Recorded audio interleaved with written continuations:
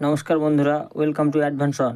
তো বন্ধুরা, অ্যাডভান্সনে আপনাদেরকে সকলকে জানাই স্বাগতম। ক্রিকেটের সমস্ত রকম খবর পাওয়ার জন্য এই চ্যানেলটিকে সাবস্ক্রাইব করে পাশের বেল নোটিফিকেশানটা অন করে রাখবেন। তো বন্ধুরা, সবার প্রথমে যে খবরটা দেব সেটা হচ্ছে আইপিএল অকশন 2025। এই নিয়ে সমস্ত টিমের মধ্যে ঝামেলা হয়েছে। তো এবং আইপিএল নিয়ে ডাকা বৈঠকে তাদের মধ্যে এই মতপার্থক্য প্রকাশে আসে এবং বিতর্কের ঝড় তোলে। শাহরুখ খান হোক বা কাভিয়া মারাম, প্রীতি জিন্টা, নেটওয়াদিয়া, তারা প্রত্যেকেই মিটিংয়ে অংশ নিতে এসেছিলেন। সকলেই তাদের যুক্তিতে অটল থাকেন। 31শে জুলাই জয়শাহের উপস্থিতিতে সভাপতি অনুষ্ঠিত হয়েছিল।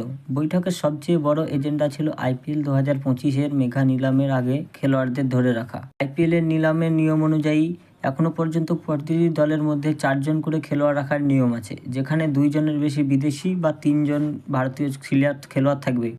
কিন্তু 17তম আসরে মেগা নিলামের আগে প্রতিটি ফ্র্যাঞ্চাইজি তাদের ক্রিকেটারকে ধরে রাখার বিষয়ে আলাদা মতামত প্রকাশ করেছেন। আইপিএল নিয়ে ডাকা বৈঠকে তাদের মধ্যে এই মতপার্থক্য প্রকাশে আসে এবং বিতর্কের ঝড় তোলে। শাহরুখ খান বা প্রীতি জিন্তা বা কাভিয়া মারম সবাই অংশ নিয়েছিল এই মিটিংয়ে। এখন প্রশ্ন হলো, কেন এমন পরিস্থিতি সৃষ্টি হলো? কেনই বা ফ্র্যাঞ্চাইজির মালিকদের ক্রিকেটারদের ধরে রাখার বিষয়ে মতামত পাওয়া গেল না? কেকেআর মালিক শাহরুখ খান যতটা সম্ভব পুরনো খেলোয়াড়দের দলে রাখার জোর দিচ্ছেন। অন্যদিকে যতটা সম্ভব নতুন খেলোয়াড় কেনার ক্ষেত্রে জোর দিচ্ছেন পাঞ্জাব কিংস সহ মালিক নেস ওয়াদিয়া। শাহরুখ খানের ঠিক বিপরীত মত বেছে নিয়েছেন ওয়াদিয়া। সেখানে কাব্যা মারানো দলের বিশেষ খেলোয়াড় রাখার উপর জোর দিচ্ছেন এবং তা দেখা গিয়েছে যে তিনি বিদেশি খেলোয়াড়ের উপর বেশি জোর দিচ্ছেন। প্রশ্ন হচ্ছে, এই ধরনের বক্তব্যের পিছনে যুক্তি কী?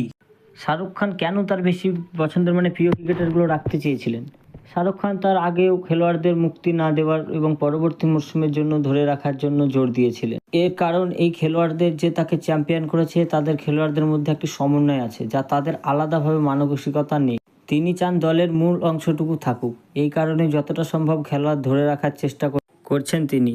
যদিও প্রীতি জিন্তার পাঞ্জাব কিংস সহ মালিক নেস ওয়াদিয়া এই বিষয়ে সম্পূর্ণ ভিন্ন মত পোষণ করেছেন। নেস ওয়াদিয়া জোর দিয়েছেন যতটা সম্ভব খেলোয়াড়কে ছেড়ে দেওয়ার উপর, তাদের ধরে রাখার ওপর নয়। এর পিছনে কারণ হিসেবে দেখা গেছে আইপিএলে তার দলের ব্যর্থতা। সানরাইজার হায়দ্রাবাদের মালিক কাব্যা মারানকে ও কেকেআর পাঞ্জাব কিংসের মালিকের মধ্যে লড়াই ঝাঁপিয়ে পড়তে দেখা গেছে।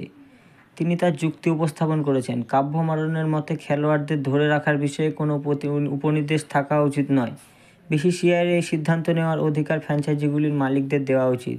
তিনি বলেছিলেন যে কোনো দলের শক্তি হলো তার ক্যাপ্ট খেলোয়াড় এবং কিছু আনক্যাপ্ট খেলোয়াড়। কেউ তাদের স্থানীয় খেলোয়াড়দের শক্তিতে জিতে, আবার কেউ তাদের বিদেশি খেলোয়াড়দের শক্তিতে জিতেছে।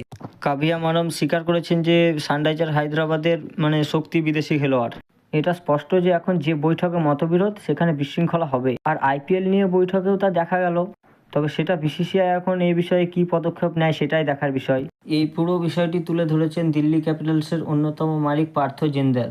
তিনি বলেছেন, এই বৈঠকে ফ্র্যাঞ্চাইজিগুলির মধ্যে কোনো ঐক্যমত্য ছিল না, কারণ প্রতিটি মালিক তাদের ক্রিকেটারকে ধরে রাখার জন্য আলাদা পরিকল্পনা ছিল। ক্রিকেটারকে ধরে রাখার বিষয়ে তিনি বলেন, কিছুই হলো না।